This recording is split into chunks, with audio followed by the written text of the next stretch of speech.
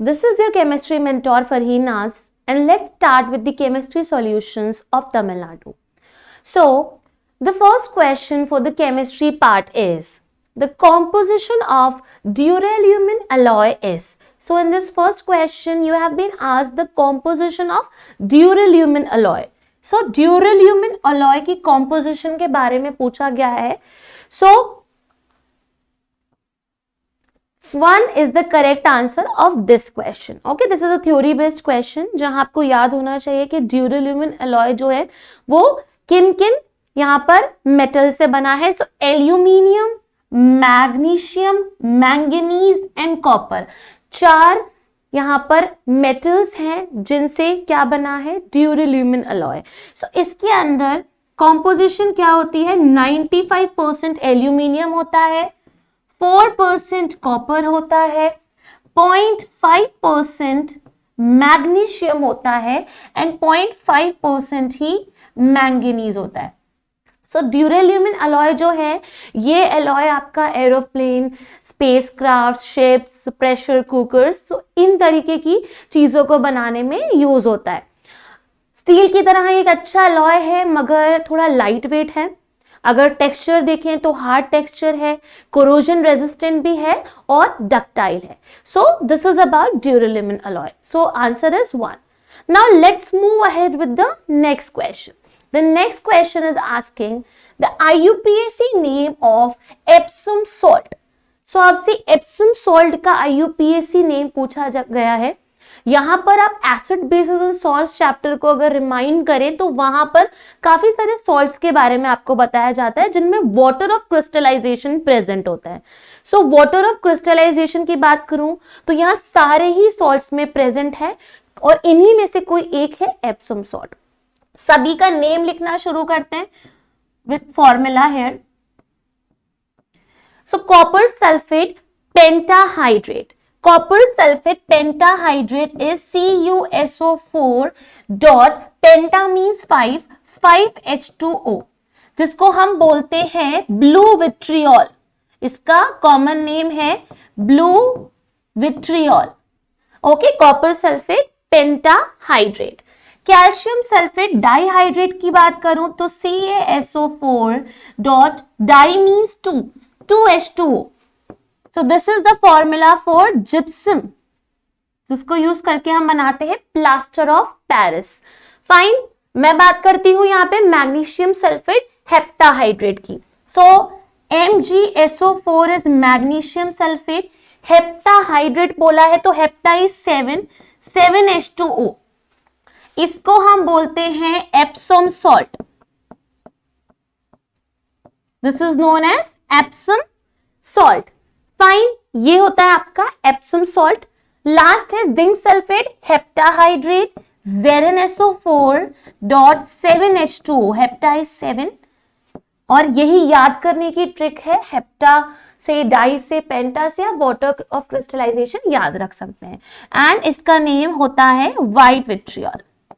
तो ये सारे ही बहुत इंपॉर्टेंट सॉल्ट्स हैं जिनके नेम आपको यहां दे दिए मैंने. एप्सम सॉल्ट पूछा गया है तो यहां पे आपको दिख रहा है magnesium sulphate heptahydrate. Third is the correct answer, that is Epsom salt. ये एक तरीके का एफ्लोरेसेंट सॉल्ट है दैट शोज एफ्लोरेसेंस. एफ्लोरेसेंस का क्या मतलब है, एफ्लोरेसेंट सॉल्ट्स वो सॉल्ट्स होते हैं जो एफ्लोरेसेंस शो करते हैं. एफ्लोरेसेंस मींस जब इन सॉल्ट्स को आप एटमॉस्फेयर में रख दें even in dry air, so what they do, they lose their water of crystallization partially और completely. So magnesium sulphate heptahydrate जो है ये पार्शियली अपने वाटर ऑफ क्रिस्टलाइजेशन को लूज करता है. तो MgSO4 डॉट 7H2O से डॉट H2O बन जाता है और 6H2O वाटर मॉलिक्यूल अलग हो जाता है. तो यहां ये इस तरीके से एफ्लोरेसेंस शो कर रहा है. Okay, so this is about Epsom salt. Let's move ahead to the next question here. The next question is, so in this question you are given a equation. आपको एक इक्वेशन दी गई है और पूछा गया है कि किस तरीके की इक्वेशन है. 4 ऑप्शंस हैं, precipitation, combustion, neutralization and decomposition. अब आप कभी भी किसी रिएक्शन को पहचानना चाहते हैं तो रिएक्शन के रिएक्टेंट्स एंड प्रोडक्ट्स देखिए।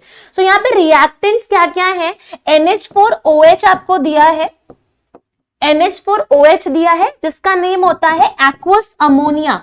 ये है आपका कॉमन नेम एक्वस अमोनिया, जिसको हम यहां पर क्या बोलते हैं, अमोनियम हाइड्रोक्साइड भी बोलते हैं। सो अमोनियम हाइड्रोक्साइड ये एक बेस है, आपको नेम से ही समझ में आ गया, और यहां OH से समझ में आ गया it's a base, weak base है, ठीक है, इट्स अ वीक बेस, ये एक वीक बेस है। Fine. HNO3 it's a strong acid, nitric acid, HNO3 क्या है, it's nitric acid, no doubt in this, it's a strong acid, so this is nitric acid, okay, it's a strong acid.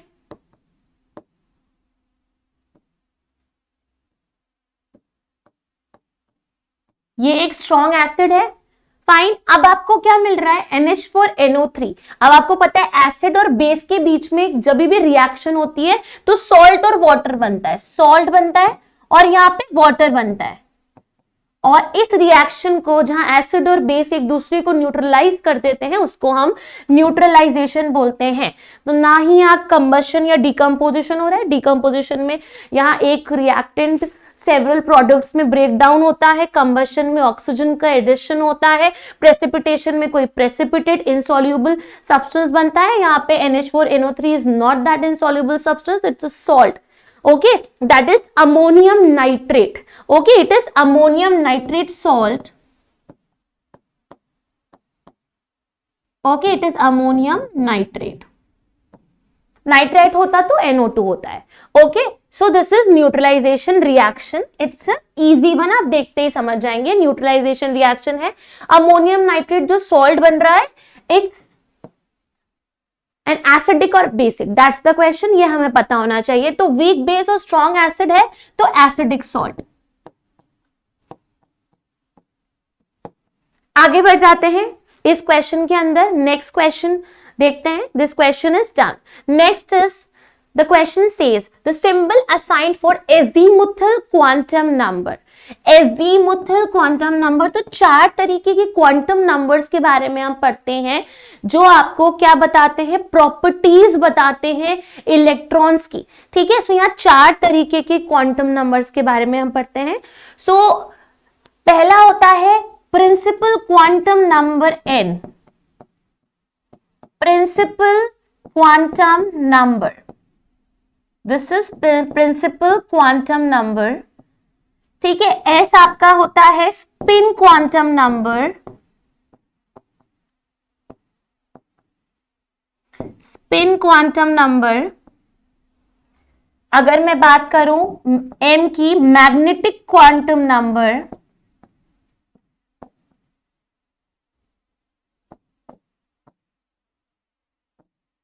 Okay, और L की बात करूं तो ये है azimuthal quantum number.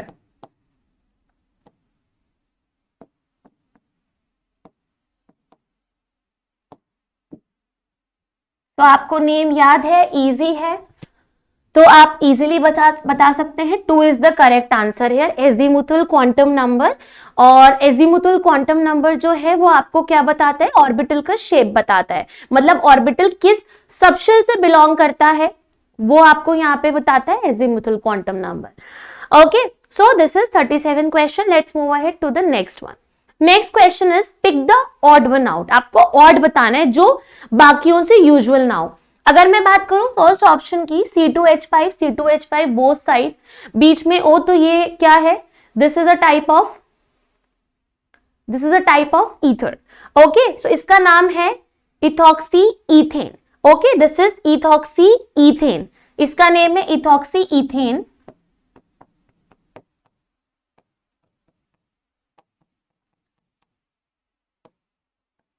Okay, this is ethoxyethane. अगर मैं second वाला देखूं तो it is triiodomethane, triiodomethane, and the third one is trichloromethane, okay, first one is ethoxyethane, it's an ester. Okay, first one आपका हो जाएगा ethoxy ethane. Then next आपका हो जाएगा try आयोडोमीथेन, और उसके बाद है ट्राइक्लोरोमीथेन, जो कि दोनों ही क्या है, हेलो एल्केन्स हैं। लास्ट है N2O, डाई नाइट्रोजन ऑक्साइड भी बोलते हैं और लाफिंग गैस भी बोलते हैं, डाई नाइट्रोजन ऑक्साइड भी बोलते हैं और लाफिंग गैस भी बोलते हैं।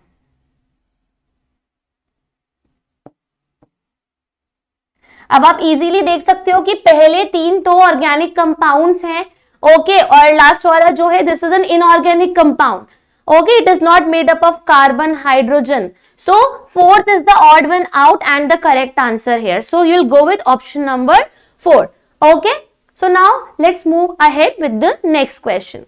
The next question is pick out the incorrect pair. आपको incorrect pair को pick करना है। कुछ several options यहाँ पर आपको दिए गए हैं, तो यहाँ पे आप हर एक ऑप्शन को देखिए। पहला ऑप्शन देखिए A, calcium carbonate soluble in water. अगर ये इनकरेक्ट है तो इस ऑप्शन को हम मार्क कर लेंगे। So calcium carbonate completely soluble नहीं होता, it is partially soluble in water. उसका इवन प्रेसिपिटेट भी बनता है काफी सारे रिएक्शंस में।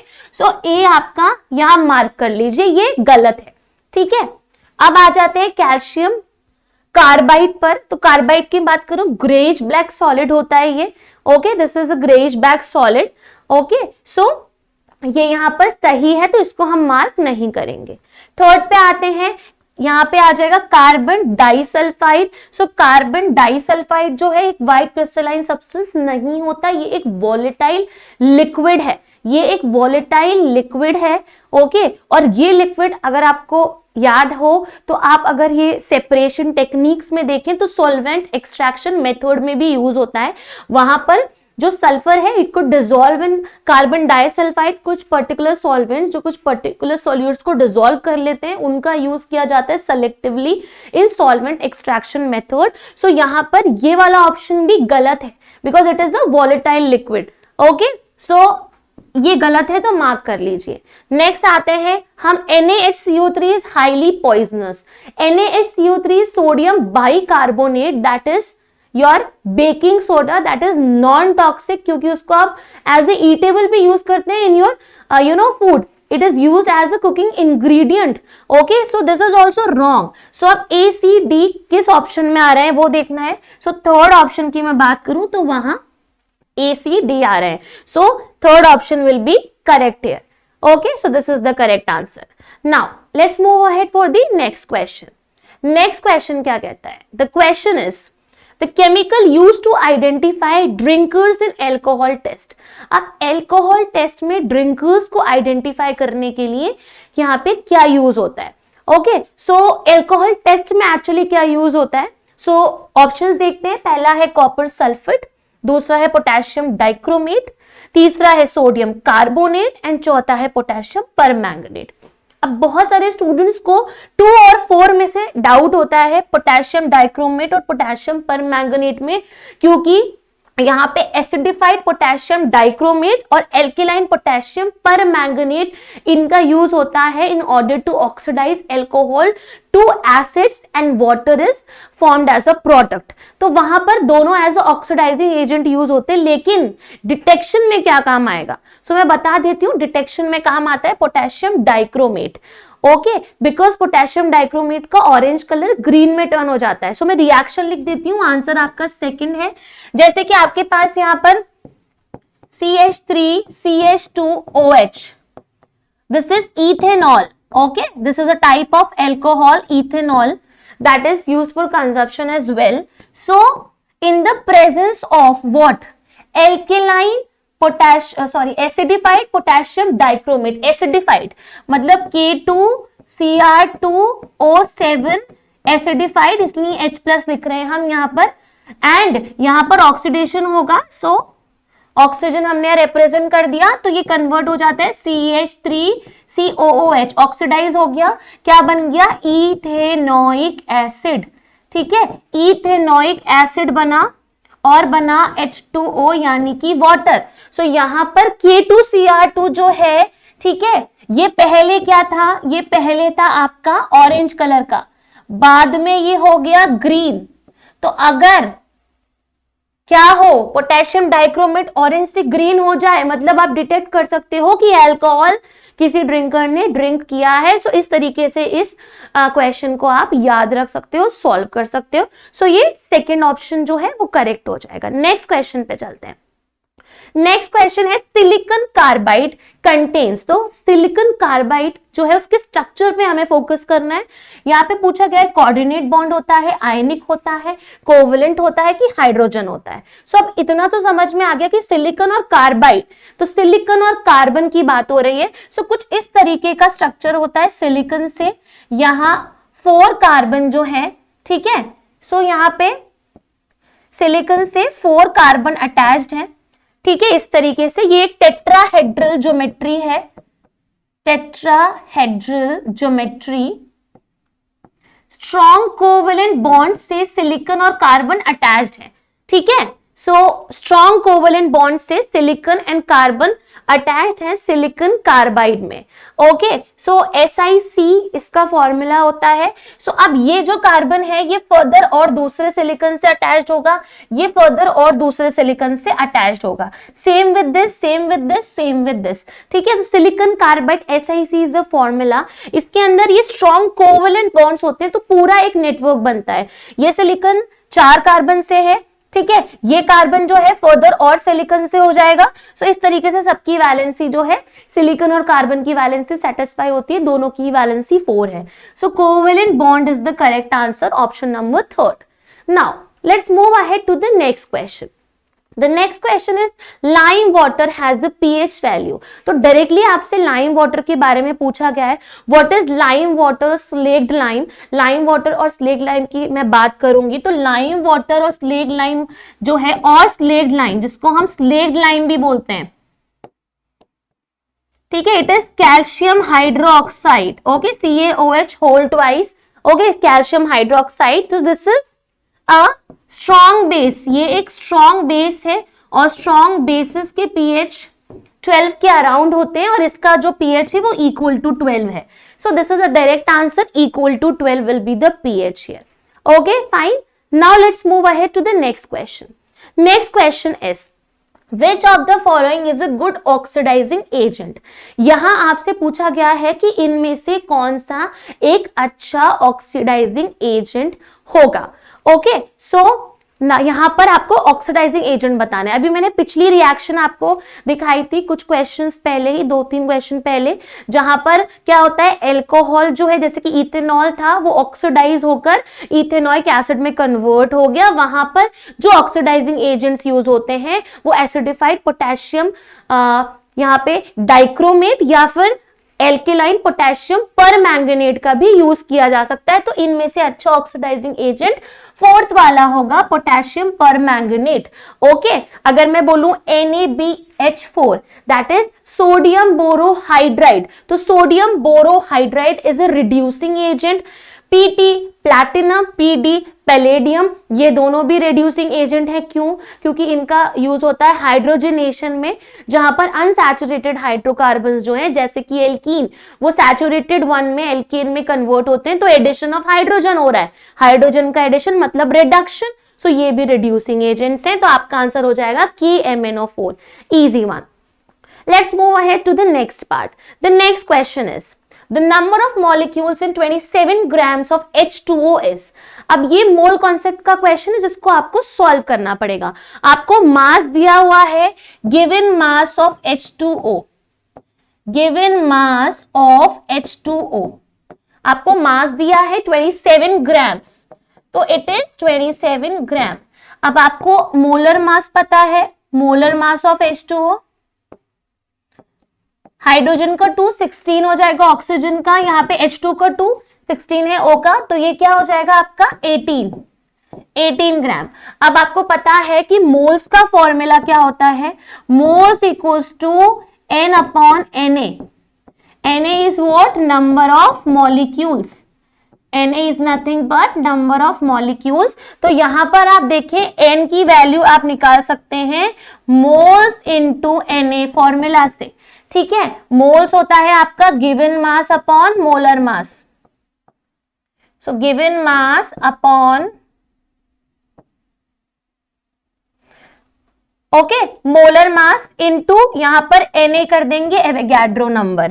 तो यहां पे गिवन मास है 27, मोलर मास है 18 मल्टीप्लाइड बाय एवोगैड्रो नंबर और एवोगैड्रो कांस्टेंट 6.023 इंटू 10⁻23, जिसको जब आप सॉल्व करेंगे 27/18 इंटू 6.023 तो आपको मिल जाएगा 9.034 into 10⁻23, that is the correct answer. तो ये कौन से ऑप्शन पे है? ये ऑप्शन नंबर 1 पे है। सो नंबर ऑफ मॉलिक्यूल्स कितने हो जाएंगे?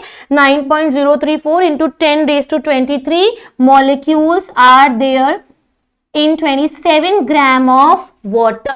Okay, so this is how you solve this question. Fine. So now let's see the next question. Now we're going to see the next question here. The next question is, you are being asked, compound X decomposes to form compound Y and CO2 gas. Compound X है जो break हो रहा है, decompose हो रहा है, ठीक है, to form compound Y and CO2 gas, Y और CO2 गैस में।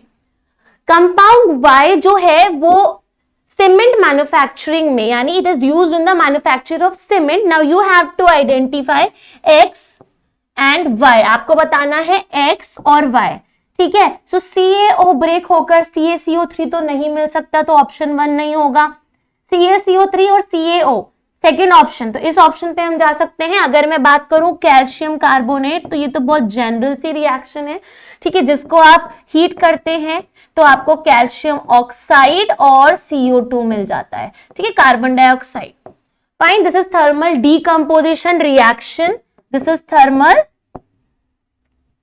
Decomposition reaction.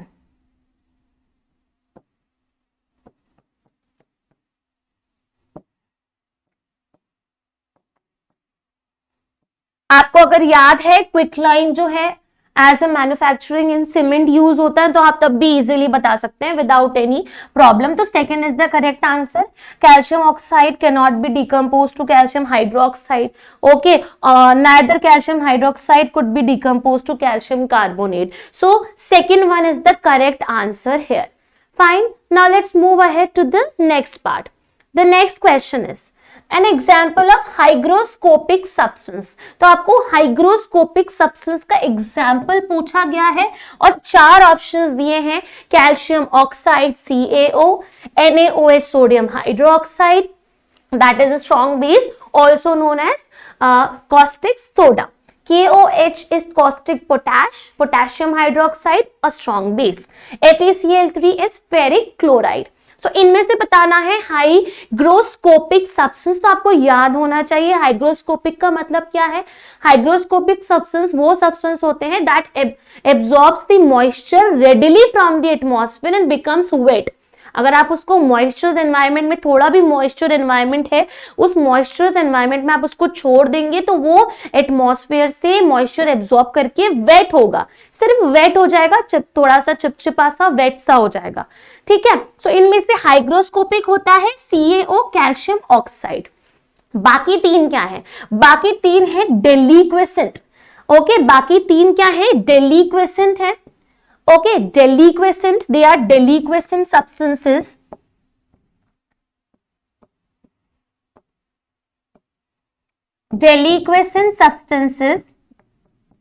that show deliquescence, जो deliquescence शो करते हैं। अब deliquescent का क्या मतलब है? Those substances that absorb moisture from the atmosphere, dissolve it into them and become saturated। मतलब अगर आप इनको मॉइस्चर में रखेंगे तो ये मॉइस्चर को एब्जॉर्ब करेंगे, उसको डिसॉल्व कर लेंगे और सैचुरेट हो जाएंगे पूरे तरीके से। वेट नहीं होंगे, ये सैचुरेट हो जाएंगे। वेट होने में, सैचुरेट होने में डिफरेंस है। वेट होना मींस मे बी स्टिकी हो जाएगा, उस पर थोड़ा सा वाटर हो जाएगा, ठीक है, जबकि ये जो है ये पूरे सैचुरेट हो जाते हैं, वाटर को अपने अंदर डिसॉल्व कर लेते हैं जो उनको मॉइस्चर से मिला। So these are deliquescent substances. बाकी CO is hygroscopic, okay, this is all about your chemistry part. I hope this is clear to you.